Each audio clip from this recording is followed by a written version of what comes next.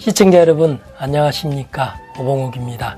세계 책의 날을 기념하여 특별 대담을 마련했습니다.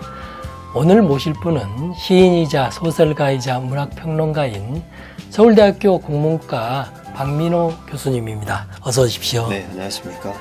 많이 바쁘시다고 알고 있는데요. 요즘 근황은 어떠십니까? 글쎄, 이제 1월 달에 장편소설 연인 심청을 냈고, 그리고 이제 한 2주 전에는 15작가가 같이 이제 힘을 합쳐서 우리는 행복할 수 있을까? 세월호 1주기를 맞이하는 그 참사 희생자들을 추모하는 공동 소설집을 냈습니다. 그리고 이제 며칠 전에는 제가 그동안에 써왔던 그 세월호 관련 시들을 엮어서 이제 시집으로 냈죠. 내 고통은 바닷속 한 방울의 공기도 되지 못했네. 그러고 이제 다음 주에 창작집도 나오게 되고, 무라카미 하루키에게 답함. 또 그 다음 주에는 이상소설에 관한 연구서를 내게 됩니다. 그래서 어떻게 보면 책 내려고 미쳤나 이렇게 지내고 있습니다. 네, 그렇게 의미 있는 책들을 많이 내셨는데 그 이야기는 조금 있다가 구체적으로 한번 들어보기로 하고요. 우선 살아온 이야기부터 네. 좀 해보도록 하겠습니다. 가벼운 질문부터 하도록 하겠습니다. 네. 그 서울대학교 교수시니까 뭐 공부야 정말 잘하셨을 것 같고, 그렇지 못합니다. 공부 이외에 특별히 이렇게 관심을 가졌던 것은 무엇이었는지요? 어렸을 때 말씀하시는 예. 거죠? 글쎄, 제가 이제 시골 출신인데 아주 군 단위, 면 단위, 리 단위 이런 데서 이제 태어났고, 그리고는 대전에 와서 초등학교부터 다니기 시작했는데, 그때 소년동아일보 처음 봤어요. 그런 신문이 있다는 거를. 근데 거기 초등학교 2학년 때쯤 됐나? 그때 학예면 같은 게 있죠. 어린이 이제 소년 신문인데, 근데 거기에 문득 본 게 뭐냐면 문학인이라고 해서 괴테가 나오고 그 다음에 실러가 나오는데, 그걸 읽어봤는데 굉장히 그 문학인이라는 게 좋은 것이다 이런 이제 인상을 받았던 것 같아요. 또 그때 이 괴테나 실러를 시인처럼 이렇게 소개했던 기억이 정확한지 몰라도, 그래서 그때 저도 모르게 저도 이제 나이가 들면 시인이 돼야 되겠다 그런 생각을 했었던 것 같아요. 예. 초등학교 5학년 때는 제가 시집 같은 거를 원고지를 묶어가지고 철을 해서 시들도 넣고 또 산문도 써서 그런 거를 묶어서, 그게 아마 중학교 때까지 갖고 있었는데 어느 사이 없어졌어요. 그래서 저 어려서 굉장히 개구장이었는데, 한편으로는 시인이 되겠다는 이상한 생각을 가지고 마음속에 항상 갖고 있었고, 그래서 대학에 올 때도 막연하게 난 대학에 가면 시를 쓴다, 시인이 된다, 문학을 한다, 그런 생각을 했다고 생각이 됩니다. 네. 믿으실지 모르겠네요. 네. 시를 쓰겠다는 생각은 저보다 훨씬 빨랐네요. 책과 도서관에 얽힌 에피소드가 이렇게 있게 마련인데, 예. 특별히 그런 것은 무엇이 있는지. 도서관은 지금은 아주 도서관이 굉장히 잘 갖추어져 가고 있는 중이어서, 이제 도서관이 책을 보러 가는 곳이고 자료를 찾으러 가는 곳이죠. 근데 이때 초등학교 때만 해도 도서관을 그런 개념으로 이해하지 않고 책가방 들고 공부하러 가는 것, 그렇게 이해를 했었고요. 그래서 대전 이제 시립도서관에 일요일마다 가방 들고 아침에 갔었어요. 근데 미쳤죠. 초등학생이 거기를 공부하러 간다고. 일요일 날 아침에 가보면 중고등학생들이 9시에 열 텐데 자리를 잡으려고 한 8시쯤부터 줄을 쫙 서 있는 거예요. 그러면 그 줄에 이제 껴가지고 기다리다가 이제 공부하러 갔던 그런 기억이 있는데, 도서관에 상대적으로 일찍 친했다고도 볼 수 있는데, 나중에는 이제 대학에 와서는 아예 도서관하고는 담쌓고 살다가, 그런데 책은 이제 좋아했던 것 같아요. 어려서도 책을 저희 집에 책도 있었지만 세계문학 전집이 있는 그 동네에 집에 제가 좋아하는 여학생이 살았어요. 근데 그 여학생을 만나러 갈 겸해서 그 세계문학 전집을 삼성 출판사가 삼성당인가 네, 그렇죠. 에서 나온 거기서 이제 책을 빌려서 보는데 지금도 생생한 게 데미안을 빌려서 봤습니다. 그리고 나이가 들어서는 제가 비교적 아주 늦게 교수가 되었다고는 할 수 없는데 30대 후반까지 37살까지 룸펜이었거든요. 그런데 헌책을 좋아했어요. 그래서 헌책방에 가서 책들을 많이 샀는데 심지어는 이제 오거서라는 헌책방이 홍대 앞에 있었거든요. 약간 머리가 벗어진 이제 주인께서 계셨는데 제가 책 사러 들렸는데 거기서 이렇게 딱지본 책이라고 해서 옛날 일제시대 때나 이런 때 출판된 그 옛날 울긋불긋한 그런 표지의 옛날 이야기책 이걸 싹 40몇 권을 쌓아놓은 거예요. 정확히 세보진 않았는데 기억이 잘 안 나는데 그게 그렇게 탐이 나는 거예요. 책을 좋아하니까. 그래서 물었죠. 얼마냐고. 딱 그 주인 아저씨가 얼마라고 했을 것 같아요? 글쎄요, 적임자가 만났다고 생각해서 봉을 잡으려고 비싸게 부르지 않았을까. 그때가 제가 한 36살쯤 되었나? 60만 원을 부르더라고요. 큰 돈이잖아요, 그 당시에. 그때 당시에는 큰 돈이죠. 그런데 마침 제가 시간 강사 해가지고 또는 그때 원고료를 받았는지 시간 강사료가 들어왔는지 그때 이제 통장 갖고 있으면서 찍어보는 게 일이거든요. 돈이 들어와 있으면 좋다고 이제 술을 마시거나 책을 사거나 하는데 60만 원 있는 걸 어떻게 알고 귀신같이 그거를 딱 60만 원을 부르는데 이 주인 아저씨한테 아무리 깎아달라고 해도 절대 안 된다고 하시는 거예요. 그래서 60만 원을 주고 그 40몇 권을 가지고 지금도 갖고 있습니다만 거기에 좋은 책이 몇 권 있어요. 그래서 저희 이제 다른 고전문학 교수 딱지본 고전문학 이런 전공하시는 선생님이 이제 책 좀 가져보라고 해서 보여드렸더니 그 중에 몇 권은 좋은 게 있다 그러시더라고요. 그런 게 있습니다. 책에 대한 그런 관심이 오늘날 이렇게 여러 장르를 소화할 수 있는 그런 작가로 만들지 않았나 그런 생각을 해보게 됩니다. 본격적으로 최근에 출간하신 책들에 대해서 한번 여쭤보겠습니다. 최근에 주목할 만한 책들이 이제 이 두 권이신데 시집은 세월호 관련 시집 같아요. 세월호 관련 그 시집인데 제목이 내 고통은 바닷속 한 방울의 공기도 되지 못했네. 벌써 이 제목만 봐도 화자가 그 세월호의 참사에 대해서 어떻게 생각하는지를 이렇게 알 수 있죠. 이 책을 한 권 내셨고 또 한 권 내신 게 그 굉장히 화제가 된 책인데 장편 소설 연인심청을 이렇게 내셨더라고요. 우선 연인심청에 대해서부터 여쭤보도록 하겠습니다. 연인심청은 이제 심청전을 먼저 떠올리기 때문에 패러디한 것인데 패러디라고 하면 구조적인 이렇게 유사성을 가지면서도 이렇게 주제가 좀 이렇게 달라지는 것이 상례인데 이 소설은 어떤지 궁금하네요. 보통 이제 심청전이다 하면 여러분들 다 아시지 않나요? 무슨 얘기인지 다 아시죠? 다 알죠. 옛날 옛적에 그렇죠. 황해도 황주 도화동에 요즘에 전라도에서 심청전의 고향이라고 하는 곳이 군이 있죠. 곡성군이. 그렇죠. 그렇긴 합니다만 되게 이제 입원들이 많으니까 그런데 황해도 황주 도화동에 이제 맹인 신봉사가 이제 나이 늦게 심청이를 낳아서 이제 키우고 15세 그 심청이가 아비를 위해서 공양미 300석에 몸을 팔리고 나중에는 이제 결국 아비를 왕비가 되어 만나서 아비 눈을 띄워준다는 그런 이제 줄거리 아닙니까? 그런데 그럼 그것은 효도에 관한 얘기로 우리가 잘 알고 있죠. 효성 어린 심청이의 이야기다. 그런데 제가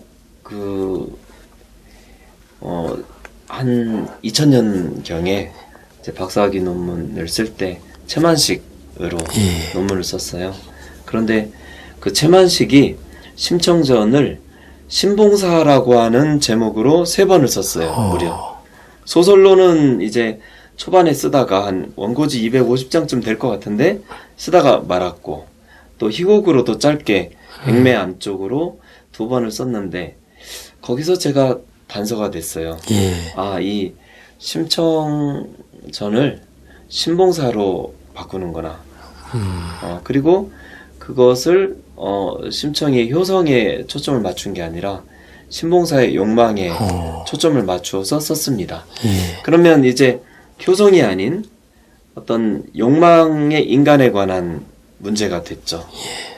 거기서 제가 이런 것이 가능할 수 있구나라고, 물론 저 스스로 뭐 패러디 이론이 알고 있지만, 그런데 심청전을 그렇게 바꿀 수 있다는 이제 생각을 해보면서 박사 논문 써야 해서 공부를 하다 보니까 이제 다른 생각이 나는 거예요. 이것을 사랑의 심청으로 바꿔보자, 이렇게 생각을 했죠. 그래서 효성 어린 심청이 아니라 또 욕망의 인간인 신봉사만이 아니라 그것을 한 번 더 다시 한번 바꿔서 사랑이라고 하는 문제를 이승에 와서 풀고 돌아가는 그런 인물로서의 이제 심청을 그려보자, 이렇게 생각을 했던 거죠. 예. 이 소설이 그 시대적 배경이 고려시대고 네. 또 장소는 그 황주 도화동이잖아요. 네. 그런데 이렇게 고려시대를 배경으로 삼은 특별한 이유가 있었는지요? 제가 채만식에 대한 오마주를 바치는 예. 그런 한 형식입니다. 예. 이 채만식이 많이 못 쓰고 소설을 중단했지만 고려시대를 배경으로 삼았어요. 예.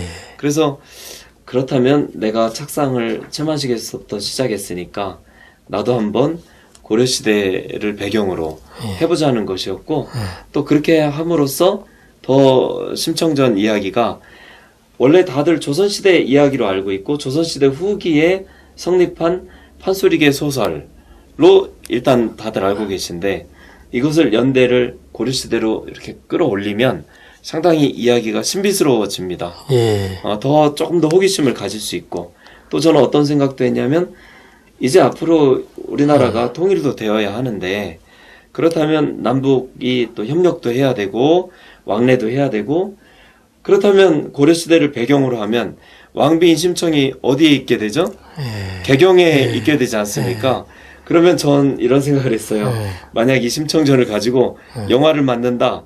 그러면 현지 오울록해. 그래서 예. 황해도 황주, 그리고 경기도 개성. 예. 우리가 지금 잘 가보지 못하지만 개성은 공단 때문에 열려 있기도 하잖아요. 그러면 만약 이 소설을 가지고 영화를 만든다면 최초의 남북 합작 영화를 만들 수가 있다. 남쪽에서는 자본과 뭐 감독이 이렇게 영화 배우들 출연하고, 그리고 이제 북한에서는 영화 배우나 아니면 또 현지 배경을 이 촬영 공간을 제공해 준다면 좋은 영화가 될 수 있지 않느냐, 이런 야심찬 생각도 해보면서 고려시대를 배경으로 해야 되겠다, 그렇게 생각을 했죠. 예. 영화로 만들어지면 제가 생각해도 아주 좋을 것 같은 생각이 들어요. 저도 이거 읽으면서 네. 심청전 하면 우리가 내용 줄거리가 머릿속에 다 있기 때문에 그렇게 뭐 흥미로울까 이런 생각을 하면서 사실은 책을 이렇게 들춰봤는데, 뭐 몇 장 넘기지 않고 제가 빠졌어요. 깊이 빠졌습니다. 그래서 책 한 권이 굉장히 두꺼운데도 불구하고 제가 하루에 다 읽었거든요. 이게 깊이 이렇게 빠져들게 하는 재미 요소가 있더라고요. 그런 점에서 영화로 만든다고 해도 굉장히 이렇게 그 대중들의 호응을 얻을 수 있지 않을까, 이런 생각을 개인적으로 해보게 됩니다. 심청전이 오래된 고전이잖아요. 네. 그런데 그 고전 심청전에 비해서 인물의 성격이 좀 바뀌었다든가, 또 내지는 새로운 이야기가 추가된 게 있습니까? 뭐 심청전에 등장하는 인물들이야 사실 모르는 분이 없으신데, 이제 저는 그 채만식이 의도했던 욕망의 인간으로서의 신봉사, 이것을 그 채만식은 과거급제에 이제 과거급제 하고 싶은 입신 출세하고 싶은 인간으로서의 신봉사만을 부각시켰는데, 저는 기왕의 욕망의 인간이라면 꼭 입신 출세의 욕망만이 있느냐, 그게 아니고 우리가 그 어떤 여색을 밝힌다든지 여자를 밝힌다든지 또 막 노름에 탐닉한다든지 또 뭐 그 밖에 이제 돈에 또 집착한다든지 이렇게 그 재물욕 또 색욕 그 다음에 또 노름과 같은 그런 어떤 찰나적인 어떤 감각적 재미 이런 것까지 다 그 아주 그 몰입하는 거기에 이렇게 침릭된 아주 그냥 거기에 빠져든 인간으로서 신봉사를 그리고자 했고, 그러다 보니까 심청전에 있는 뺑덕어몬만으로는 부족하더라고요. 그래서 보통 고전소설에 굉장히 그 남자 골탕 먹이는 이름으로 대명사가 되어 있는 애랑이라는 이제 기생 이름을 따와서 애랑이라는 기생을 이제 그 등장을 시켰죠. 서경 기생 퇴기로서 퇴기라고 해도 매우 젊은 20대 중반쯤 되는 그런 이제 기생을 등장을 시켜서 신봉사를 아주 혼내주게 했고, 또 다른 인물이 황봉사라는 인물. 황봉사는 심청전에서 어떤 인물이냐면 뺑덕어미와 같이 신봉사의 돈을 이제 훔쳐서 달아나는 인물인데, 저는 이 신봉사라는 인물을 단지 육체적인 어떤 불구의 사람으로 그리고자 하지 않았고, 그 맹목성, 그러니까 눈을 못 뜬다라고 하는 것은 아주 맹목적인 인간, 세상의 이치와 삶의 이치를 모르는 인간으로 그리고 싶었기 때문에 그 신봉사와 똑같은 인간임에도 불구하고, 똑같이 불우한 인간임에도 불구하고 신봉사와는 다르게 삶의 천리를 깨달은 인간으로서, 따라서 이 육체적 불구의 문제가 아니라 마음의 불구의 문제라는 주제를 좀 부각시키고 싶었기 때문에 이제 황봉사라는 인물에 변형을 가했고요. 그 다음에 이제 가장 중요한 캐릭터가 이게 어떻게 보면 저의 연인 심청은 심청이가 자기 전생의 연인이었던 그 아버지 신봉사. 그러나 이제 이승의 귀향을 내려와서는 사랑하는 사이가 될 수 없죠. 뭐 이성으로서는. 그래서 이제 이 신봉사와 사랑의 삼각관계, 은폐된 삼각관계를 맺고 있는 인물로서 그 윤상이라고 하는 이제 그 심청이의 이웃 마을의 청년. 그래서 심청이와 실제로 사랑하게 되는 그 연인 관계에 있는 그런 어떤 윤상이라는 인물을 창조했습니다. 그래서 대개 보면 장상서 대개 이제 장승상댁이라고 나오는데, 그런데 제 소설에서는 고려시대 배경이기 때문에 장상서 댁의 큰아들이 노비와 상관해서 난 서자 윤상이라고 하는 좀 비극적인 인물을 창조해서 이 소설을 삼각관계 구도로 끝까지 윤상이를 이제 그 남경상인 배도 데려가고, 그리고 또 나중에 궁궐까지 이 윤상이가 그 심청이가 들어있는 연꽃을 발견해서 그 궁궐에까지 가서 나중에 이제 비극적 최후를 만드는 인물로서 제 소설에서 어떻게 보면 가장 창조적인 인물이다. 그리고 이 신봉사와 윤상이와 심청 사이에서 과연 이 심청이가 어떤 누구를 구하고 또 누구를 희생시키느냐라고 하는 문제가 이 소설의 중요한 갈등 구조가 될 수 있도록 그렇게 이제 배치를 해놓았습니다. 그런 갈등 구조가 있어서 그런지 몰라도 재밌죠. 재밌는데 한 가지 궁금한 건 이런 생각이 들어요. 그럼에도 불구하고 어쨌든 고려시대를 배경으로 해서 또 심청전을 근간으로 해서 이렇게 재밌는 이야기를 다시 얽혔는데, 그런다고 했을 때 연인 심청은 현대 소설이라고 말할 수 있는 것인지, 있다면 어떤 점에서 그런 것인지를 좀 말씀을 해 주시죠. 제가 최만식에 관한 논문을 쓸 때 그게 고민이었어요. 도대체 이 신봉사라고 하는 최만식의 소설을 이게 근대소설이라고 볼 수 있는 이유가 뭘까? 그런데 그게 바로 욕망의 인이라는 거. 그러니까 욕망하는 인간이라는 거. 그 욕망이 끝이 없다는 것. 채만식은 충분히 보여주지는 못했다고 생각합니다만, 저는 바로 욕망하는 인간이야말로 굉장히 현대적인 인간이다. 그것은 우리 자신을 보면 압니다. 우리가 가진 위치, 우리가 서 있는 위치로서는 허용되지 않는 것들을 끝없이 욕망하죠. 돈이든 출세든. 우리 자신이 그렇지 않습니까? 현대인의 가장 중요한 특성은 그 전 근대인하고 다른 것이 그야말로 지칠 줄 모르는 욕망이 있습니다. 그래서 저는 그 지칠 줄 모르는 욕망을 가진 인간으로서 신봉사를 하나의 전형을 창조하고, 그러면 저는 이런 질문을 던져보는 거죠. 정말 우리 모두가 다 욕망하는 인간, 욕망으로 점철된 인간이라면 이 세계는 도대체 어떻게 구원을 받을 수 있느냐. 저마다 전부 자기 이익과 자기 어떤 욕심을 다 채우려고 들면 이 세계는 누가 구원해 주지? 거기서 저는 결국은 자기 아닌 타인을 감싸 안고 자기를 희생시키면서 타인을 위해서 무엇인가 바칠 수 있는 덕성 또는 그런 것을 가진 인간이라고 하는 것이 필요하다. 즉, 이 현대인의 고통, 스스로 욕망하기 때문에, 욕망이 넘쳐나기 때문에 우리 스스로를 파멸시킬 수밖에 없는 그런 인간사회 구조, 이것을 누가 구원할 수 있느냐라고 했을 때 바로 심청이라고 하는 정말 자기를 희생시키는 그런 존재, 그리고 바로 또 그 심청을 위해서 자기를 희생할 줄 아는 윤상이라고 하는 존재, 그 15세 또 18세 이런 그 어떤 남녀, 순수한 남녀의 그 자기 아닌 남을 위해서 자기를 희생시킬 수 있는 그 문제를 제기했다는 점에서 저는 이 소설이 현대인을 등장시켰다고 할 수 있고, 또 그런 현대인의 문제를 풀 수 있는 길을 저 나름대로 제시해 보려고 했다. 그렇게 얘기를 할 수 있는 거죠. 예.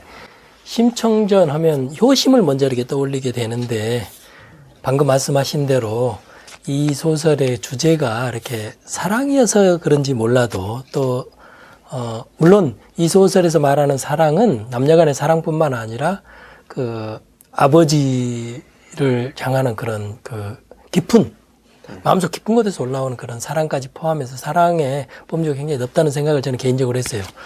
그럼에도 불구하고 이 소설이 정말 재밌게 잘 읽혀진 것은 저는 그 윤상이나 기덕이 지금 말씀하신 대로 그런 사랑을, 남녀간의 사랑을 딱 이렇게 붙여놓으니까 너무 이렇게 재밌게 잘 읽혀지더라고요. 예. 제가 궁금한 건 이거예요. 이 소설에서의 사랑이 무엇이며 또 왜 그런 사랑을 저자로서는 말하고 싶은 것인지를 좀 자세히 좀 설명을 해 주십시오. 제가 볼 때 사랑에는 심급이 있는 것 같아요. 예. 차원이 다른 여러 가지가 있는 것 같다는 말씀이죠. 이게 그 플라톤의 향연에도 그렇게 나오는 얘기입니다.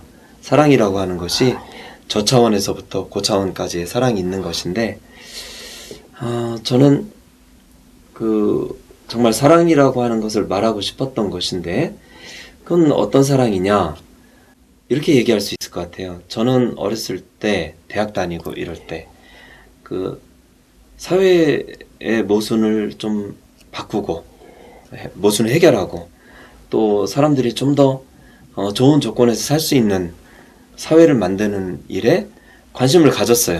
그렇게 뭐 특별하게 잘한 것은 없습니다. 굉장히 열심히 한 분들이 많지만 저 자신 1980년대에 대학을 다닌 사람의 하나로서 야, 정치 구조도 바꾸고 경제 구조도 바꾸고 이렇게 해서 뭔가 사람들이 조금 더 사람들이 다 같이 잘 살 수 있는, 다 같이 좀 소외 없이 살 수 있는 세계를 만들면 좋지 않겠느냐, 이렇게 생각을 했고, 그것이 세상을 사랑하는 방법이라고 생각을 했습니다. 그런데 이제 시간이 지나면서 생각이 점차 저는 그것이 유일무이한 사랑의 방법이라고 생각을 했는데, 제가 국문학을 전공하고 이런저런 소설들을 읽고 또 불교나 이런 기독교나 이런 종교들의 관심을 갖게 되면서 또 다른 사랑의 방식이 있을 수 있다는 이제 생각이 든 거죠. 그것은 이런 겁니다. 말하자면 한 사람이 내가 세상을 바꾸겠다라고 하는 세상의 규칙과 제도를 바꿔서 사람들을 복되게 만든다는 것 말고, 그런 제도나 규칙에 관한 것 말고, 내가 그냥 오봉옥 선생님을 위해서 끝없이 위하고 사랑하는 것이에요. 내 한 생을 이 한 사람을 위해서 바치는 것이죠. 그러면 그런 사랑도 있을 수 있다. 내가 어떤 나 아닌 어떤 사람을 위해서 끝없이 그 사람을 구원하기 위해서 이제 삶을 바치는 것.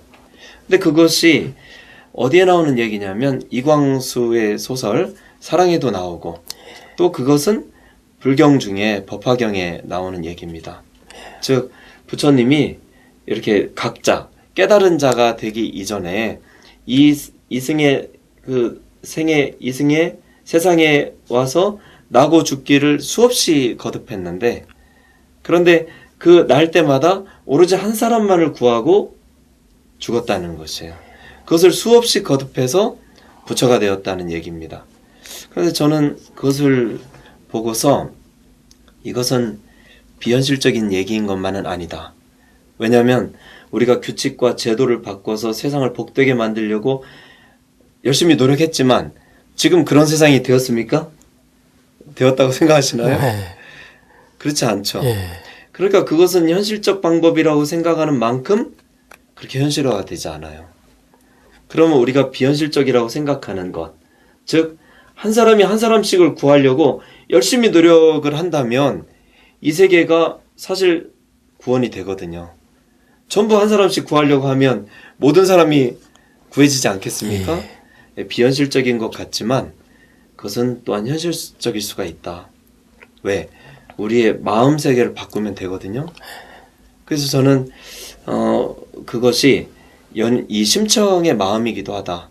심청이 아비를 구하는 것은 아비의 눈을 띄워주기 위해서가 아닙니다. 심청전에 나오듯이 그냥 아비의 육체적 불구를 띄워주기 위해서, 해결해주기 위해서. 그게 아니라 정말 욕망으로 점철된 맹목적 인간인 자기 전생의 이성이었죠.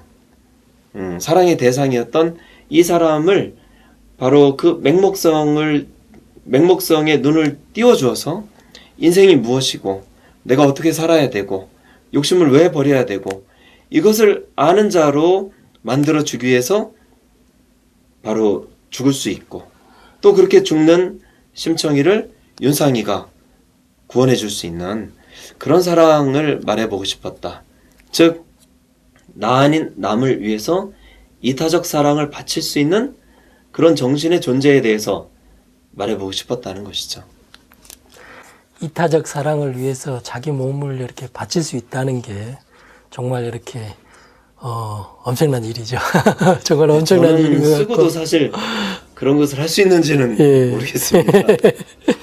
최근에 방 선생님 그 작업을 보면 뭐 엄청나죠. 시집도 그 세월호 관련 시집도 이렇게 내셨고, 제목은 내 고통은 바닷속 한 방울 공기도 되지 못한 내를 내셨고, 또 단편 소설집을 또 이렇게 그 제목이 상당히 그 관심을 끌만한 제목이에요. 무라카미 하루키에게 답함이라는 소설집도 곧 나오고, 또 이상 시인 관련해서 이렇게 평론집도 곧 내신다고 하고, 네, 연구서.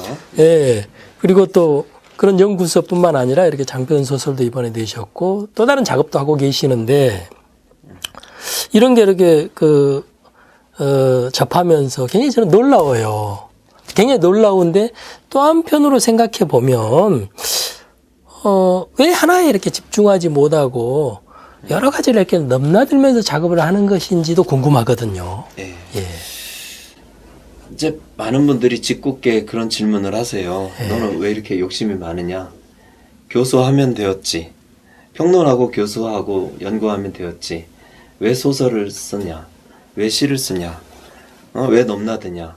왜 남의 밥그릇 다 뺏으려고 하느냐? 이런 이제 말씀을 하시는데, 저는 그게 각기 다른 것을 하는 게 아니라 저의 마음, 하나의 마음에서 나온 각기 잘려 있는 것들을 하는 것이죠. 그 사람의 마음이라고 하는 것이 굉장히 다층적이고도 복합적이잖아요. 면이 여러 개 있는 입체 같은 것이죠. 그런데 그 입체 같은 것을 저는 어떤 식으로든 이제 마음 세계를 추구하고 싶은데 그것이 평론의 형식만으로 또 연구의 형식만으로 잘 안 돼요. 저는 평론을 하거나 연구를 할 때 저는 작가론을 아주 좋아하고 또 평론을 할 때도 작가를 중심으로 작품을 얘기하기를 좋아하는데 어떻게 보면 낡은 방식이죠. 그런데 제가 이상에 관해서 쓰든 채만식에 관해서 쓰든 또는 이광수나 손창섭에 관해서 쓰든 저는 정말 좋은 연구는 그 작가의 마음속으로 들어갔다 머릿속으로 들어갔다 나오든지 아니 가슴속으로 들어갔다 나오든지 한번 빙의가 돼서 그 마음 세계를 다 들어가서 보고 나온 사람처럼 쓸 수 있어야 정말 좋은 연구를 할 수 있다고 생각을 합니다. 예. 그래서 그렇게 많이 해왔어요. 그런데 늘 어려서부터 시를 쓰고 싶었고 또 대학원 다니면서부터는 이제 소설도 습작을 했었고 그렇기 때문에 그 갈증이 풀리질 않는 것이에요. 제 마음속에 있는 어떤 갈증을 풀 수 없는데 그런데 이 창작은 매력이 있는 것이 제가 이제 20살부터 와서 그 어린 시절 얘기는 이제 다 이제 빼놓고 20살부터 서울에 와서 제가 겪었던 어떤 그 삶의 과정들 또 그 속에서 제가 겪었던 어떤 고통들 또 타인들의 고통을 제가 보았던 것 이런 것들이 시나 소설이 아니고서는 충분히 설명할 수가 없는 것이에요. 평론이라는 형태로는. 그래서 저는 제가 창작을 통해서 바로 이 고통과 슬픔이라고 하는 것을 보여주고 함께 공유하고 또 그것을 나눔으로써 경감시키는 그런 일을 하고 싶은 거죠. 그래서 그냥 이렇게 하는 것 같아요. 예.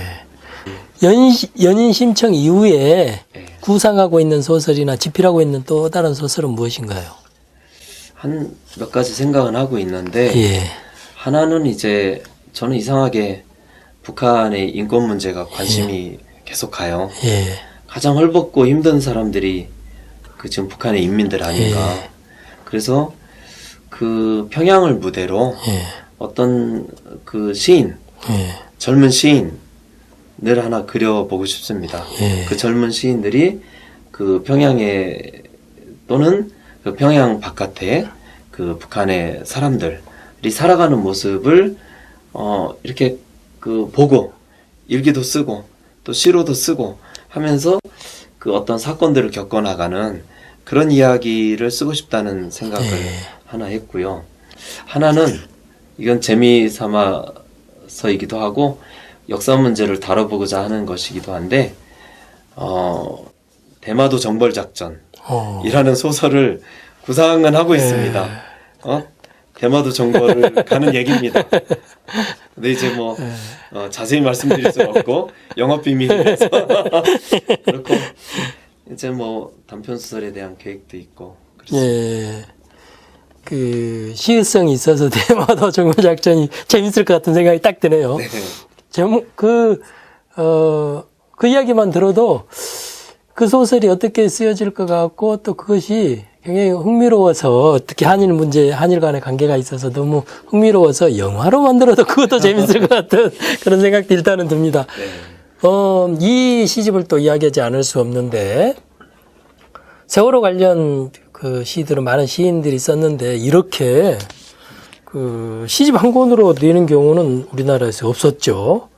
이 시집을 이렇게까지 그 낼 수 있도록 만든 계기가 있다면 역시 세월호 사건일 텐데 세월호 사건의 어떤 점들이 이렇게 마음을 움직였던 것인가요? 작년 한 해 동안 너무너무 힘들었어요. 그러니까 한편으로 저에게는 이제 연희심청을 탈고하는 퇴고를 2번, 3번 이제 퇴고를 했으니까 그 퇴고하는 과정이기도 했는데 이게 1월 달에 나오지 않았습니까? 소설이.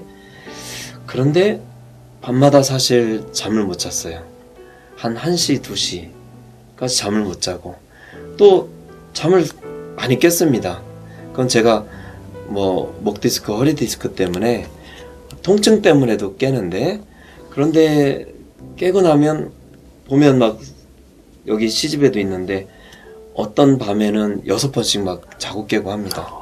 그리고 어떻게 잘 자도 5시, 5시 반이면 또 제가 알람을 핸드폰에다가 4시 반에도 해놓고 5시 반에도 해놨어요.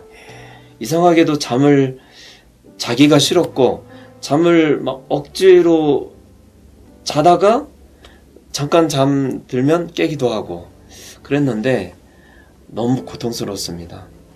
처음엔 저도 이게 그냥 정말 우리가 무기력해서 난 사고라고 생각을 하고, 야, 우리가 이런 기성세대들이 무기력해서 또 무슨 정경유착이니 이런 것 때문에 그래서 저렇게 많은 꽃 같은 아이들을 죽였나? 그래서 아주 그 상처를 많이 받았는데, 이게 며칠 지나면서 이제 보니까 차츰차츰 도저히 설명할 수 없는 것들이 너무 많은 거예요. 그리고 그 저로 하여금 슬픔과 절망과 분노와 일종의 원한, 그리고 저는 그 아이들에게 제가 아이들이 그 배 안에서 얼마나 고통스러웠을지 그걸 생각하면 도저히 그냥 있을 수가 없는 것이에요. 그래서 아이들의 목소리로 때로는, 또는 아이들을 잃어버린 부모의 목소리로, 또는 부모를 잃어버린 사람의 목소리로, 그리고 그것을 보고 겪으면서 살아야 되는 저나 아니면 이 시대의 사람들의 이야기로 그냥 무의식 중에 쓰기 시작했어요. 그냥 무의식 중에 쓰기 시작했는데 그게 어느덧 30편이 되고 40편이 되고 하는 거예요. 그래서 아마도 제가 30편쯤 넘었을 때였을 것 같은데 정확히 잘 기억나지 않습니다. 이거를 한 편의 시집으로, 한 권의 시집으로 묶어서 내가 그 세월호 참사로 희생된 그 영령들께 바치겠다. 그리고 그 유족들에게 드리겠다. 그렇게 생각을 했어요. 그래서 이 책이 나왔는데, 고맙게도 이제 이렇게 다뤄주시지만, 책에 나왔는데 우선 이것을 언론에 알려야 되겠다든지 이런 생각이 잘 안 나는 거예요. 잘 안 나고, 내가 꼭 기회가 되면, 나온 지 며칠 안 됐는데 꼭 기회가 되면 광화문에 가서 그 희생자 영령들 사진들이 있지 않습니까?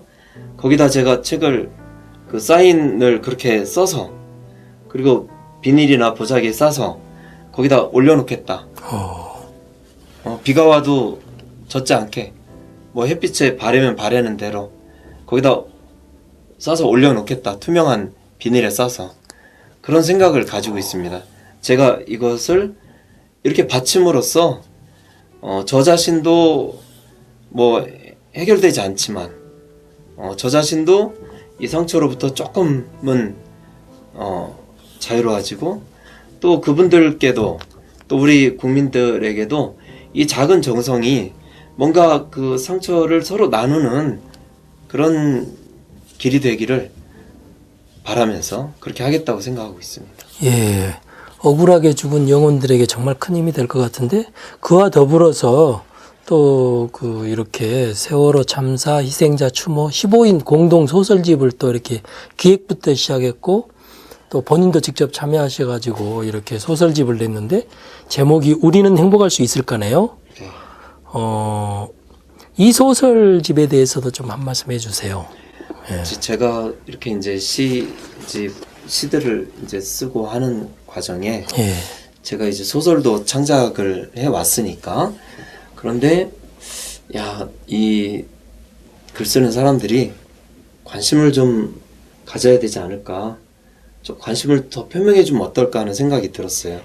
그래서 이제 저랑 평소에 얘기 많이 하고, 또 작품 활동 같은 것도 서로 이렇게 공유하고, 이제 우리 문학의 오늘 잡지를 통해서도 그런 작가분들이 계십니다. 개인적으로 알고, 예를 들면 심상대, 이평재, 전성태, 이명랑, 이런 작가들, 또 뭐 여러 분들 계세요. 15분 이름 다 일일이 한차연 같은 작가, 또 손현주 같은 작가, 뭐 젊은 박사랑이나 김은 이런 사람들 계신데 김신도 있고. 근데 제가 얘기를 이제 꺼내 봤어요. 우리가 이제 원고료 같은 거 안 받더라도 이걸 낼 수 있으면 같이 내면 어떨까? 이것을 상처를 좀 공유하는 그런 책을 내보자 이랬더니 의외로 모든 작가들이 다 이분들이 아주 대중적인 뭐 책들을 뭐 내는 분들이 아니어서 생활들이 다 아주 어렵습니다, 사실. 예. 전업 작가들이 많고 그런데도 또 이렇게 다른 직업 또 많이 팔리지도 않고 책들이. 그런데 다들 아주 흔쾌히 우리가 사실 하고 싶었다. 그런데 이게 자리가 잘 마련되지 않았다고 얘기를 하면서 하자 이렇게 되는 거예요. 그래서 이제 작년 연말에 이제 모이게 됐죠. 12월 27일 날. 이제 늦게 12월 초에 이야기가 나오기 시작해서 27일 날 모였는데 다들 우여곡절은 있었지만 아무 그런 불만 없이 원고를 모아서 내게 됐는데 나중에 이제 이 작가들이 이런 얘기를 했어요. 아마도 어떤 큰 출판사가 기획을 하거나 했더라도 이런 추모소설집은 못 나왔을 것이다. 왜냐? 큰 출판사가 큰 출판사라 해도 굉장히 세월호라는 것에 상당히 정치경제적인 부담을 느낀다는 거죠. 부담을 많이 느낍니다. 이런 책을 내는데. 그리고 예를 들어서 작가들에게 원고료를 줘야 된다면 그게 상당히 큽니다. 뭐 몇백만 원 이렇게 그 원고료가 들 수도 있는 거죠. 15명이나 하게 된다면. 또 중요한 것은 출판사로서는 또 상업적인 이득을 취하려고 할 수도 있기 때문에 유명한 작가나 이런 작가들도 또 안배를 해야 됩니다. 그럼 이러저러한 것을 다 맞추다 보면 절대로 세월호 일주기에 맞춰서 책이 나올 수 없었을 것이다. 우리가 그런 인센이 뭐 이런 거 생각하지 않고 또 출판사도 큰 출판사 이런 거 생각하지 않고 작은 출판사라고 해도 책을 많이 못 판다고 해도 이 작업을 하는 것 자체에 의미를 부여할 수 있다고 우리가 믿었기 때문에 이 책이 이렇게 나올 수 있었다 하면서 서로 기뻐할 일이 아닌데 그래도 우리가 이런 뜻을 표명할 수 있었다는 것을 기쁘게 생각을 했습니다. 예, 정말 의미 있는 작업이었을 것 같습니다. 방 선생님이 여기에 그 낸 소설의 그 줄거리랄까 주제랄까 그런 것은 무엇입니까? 뭐 저의 작품은 다른 작가들 작품에 비하면 졸작인데 좋은 작품 쓴 작가들이 많습니다. 근데 저는 이제 꼭 진도 팽목 강연은 꼭 가봐야 되겠다고 생각을 했고 이제 작년하고 올해 한 번씩 2번을 갔는데 9월 4일 날 이제 갔었어요, 작년에. 그런데 꼭 갔다 와서 소설을 쓰겠다고 생각을 했었습니다. 그 팽목항, 서울에서 팽목항 가는 여정, 갔다 오는 이야기를 소설로 써야 되겠다. 그리고 그때 생각한 게 있었습니다. 저는 이제 대학에서 선생이기도 하니까 젊은 사람들이, 대학생들도 얼마나 지금 등록금 때문에도 힘들고 또 앞으로의 진로 때문에도 굉장히 힘들어합니다. 워낙 비정규직 문제가 심각하고. 그런데 이렇게 타인의 아픔에 공감하고 참여할 수 있어야 또 그 젊은이들의 고통에도 기성세대든 또 다른 같은 세대가 참여해 줄 것 아닙니까? 서로 공감하고 동정하고 참여하는 것이 되어야 된다고 생각해서 젊은 대학생이 팽목항에 갔다가 오면서 어떤 노인을 만나서 대화를 나누는 이야기인데 저는 이제 어떤 저희들이 겪고 있는 이 지옥과도 같은 현실에서 우리가 과연 헤어날 수 있을까? 구원받을 수 있을까? 또 이 소설집의 전체 제목처럼 이 심상대 씨 소설에서 이제 문구를 빼온 것이기도 한데 우리가 타인의 고통에도 불구하고 행복할 수 있을까? 우리가 구원받을 수 있을까? 정말 종교적인 어떤 문제의식까지 가지 않는다면 우리가 여기서 정말 헤어나기 어려울 것 같아요. 정말 우리에게는 종교적인 차원의 구원 같은 것을 꼭 우리가 종교를 믿어라가 아니라 그런 정도의 깊이에까지 도달해야 된다는 생각이 들어서 그런 마음으로 썼습니다. 예. 세월호 관련 시와 소설을 쓰신 분으로서 세월호 참사가 뜻하는 바는 무엇일까요? 여러 가지 얘기할 수 있지만 우리가 지금 발딛고 서 있는 이 삶의 근거들에 대해서 다시 한번 정말 근원적인 성찰을 해라 라고 묻고 있다고 생각을 합니다. 과연 국가가 그 국민들과 어떤 관계를 맺고 있는지, 또 국민 각자는 타인의 고통과 타인의 희생에 대해서 같은 삶을 함께 같은 시공간 속에서 살아가는 사람들에 대해서 어떤 생각을 하고 있는지, 또 내가 지금 추구하고 있는 것은 무엇인지, 내가 지금 갖고 싶어 하는 것, 하고 싶어 하는 것은 무엇인지, 이것에 대해서 정말 이 세월호 참사가 많은 것을 생각하게 하지 않는가.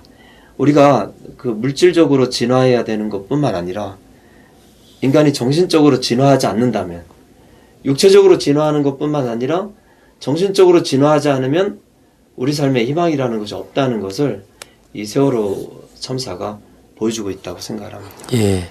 이 추모 소설집의 후속 작업도 있는가요? 이제 작가들이 그래요. 예.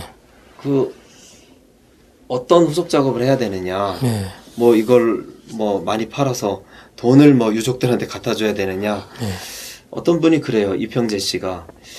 아주 좋은 의견이라고 생각을 하는데, 우리는 작가고 글 쓰는 사람으로서 이 세월호 문제를 가지고 이제 개입하고 또 그것을 성찰하는데, 그 후속 작업이라는 것도 문학적인 작업이 되어야 한다.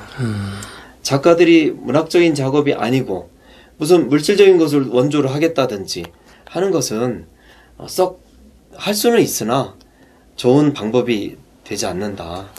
그러니까 작가들로서, 글 쓰는 사람으로서 할 수 있는 후속 작업을 하자. 그래서 일단 저희 이 소설집을 가지고 낭독회를 하면서 회화 쪽 그림, 또 만화 쪽 이런 분들과 함께 뭔가를 어떤 의미를 되새기는, 또 가신 분들을 좀 위로하는 그런 작업을 한번 해보는 것이 어떻겠느냐, 그런 얘기들 했습니다. 예. 시야, 소설, 비평을 이렇게 넘나들면서 엄청나게 많은 이렇게 글을 쓰고 계시는데, 자신의 문학적 작업의 원천은 무엇이라고 생각하십니까? 제가 어려서부터 굉장히 개구장이었어요. 예. 아주 장난치기 좋아하고. 근데 2살 때부터 그랬던 것 같아요. 예. 그래서 외갓집 툇마루에서 떨어진 거예요. 이렇게 기어다니다가 예. 떨어졌겠죠. 근데 오른쪽 팔이 부러졌어요. 그런데 이상하게도 나중에는 보니까 왼쪽 팔도 부러진 적이 있던데, 예. 팔을 제 그냥 기억에 줄잡아 세봐도 한 3번 정도 이상을 오른팔을 부러지거나 삐거나 했던 거예요. 근데 옛날 시골 병원에서 팔을 잘 못 맞춥니다. 예. 요즘에는 의술이 좋아서 그렇겠지만. 그래서 오른쪽 팔이 제 팔꿈치가 이렇게 좀 굽었어요. 예. 근데 그게 초등학생이니까, 또 중학생, 고등학생 교복 입거나 또 여름 돼가지고 반팔 입으면 굉장히 창피하잖아요. 근데 그게 굉장히 저한테는 견디기 힘든 것이었거든요. 저는 한편으로 그렇게 생각해요. 제가 만약 아주 건강한 그냥 신체를 그대로 가지고 있었다면, 아까 말씀하셨듯이 공부도 어느 정도 했겠다 이러면 아마도 과연 내가 문학하는 사람으로서 성장했을까? 저는 제 자신이 어딘가 좀 부족해서 결핍이라는 문제에 대해서 많이 생각을 하게 됐던 것 같고, 그것이 확장이 되었던 것 같습니다. 여러 형태로. 그래서 어떤 형태로든 결핍되어 있거나 소외되어 있거나 하는 상태, 또 사람, 이런 문제에 대해서 과연 이것을 해결해 주는 건 뭐지? 또 이것을 승화시켜 줄 수 있는 건 뭐지? 그걸로부터 내가 또는 우리가 구원되는 것은 뭐지? 이런 주제로 조금씩 이제 이렇게 나아오게 되었다고 생각이 되는데요. 이게 결국은 지금 제 나이쯤 되어서야 비로소 이것을 문학적으로 표현할 수 있는 인간으로 겨우 되지 않았나. 예. 그런 생각이 됩니다. 예. 이제 마지막 질문입니다. 요즘 인터넷이라든가 영화라든가 TV 등의 이렇게 매스미디어의 영향으로 책 읽는 독자들이 많이 이렇게 줄어든 것 같아요. 네. 그런 사람들에게 세계 책의 날을 기념해서 지금 이렇게 특별 대담도 하고 있으니까 그런 시청자와 독자들에게 책이 가진 긍정적인 면과 독서의 필요성에 대해서 한 말씀 해 주십시오. 밭도 열심히 봄에 이렇게 또 깊이 갈아줘야, 겨울에도 깊이 갈아줘야 이게 곡식도 잘 열매를 맺고 하지 않습니까? 마찬가지로 마음밭도 잘 갈아줘야 되는 것 같아요. 많이 갈아주어야 거기에 말하자면 비도 다 잘 스며들고 또 많은 땅의 양분들도 조화를 이룰 수 있다. 그래서 이 마음밭을 가는 데는 책만큼 소중한 게 없다라고 생각이 됩니다.